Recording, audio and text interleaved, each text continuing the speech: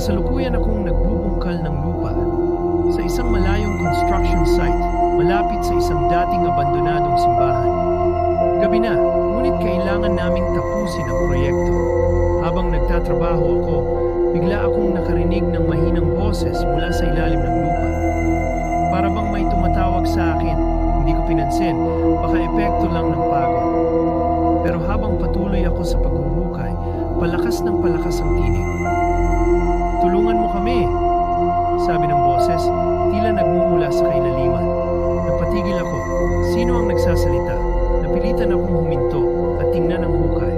Dumilim ang paligid at ang lamig ng hangin ay dumapo sa balat ko. Sa bawat pagbungkal, parang mas bumibigat ang pakiramdam ko, parang may nakabantay. Sa huling paghuhukay, tila tumama ang pala ko sa isang bagay. Hindi bato, kundi kahoy. Isang lumang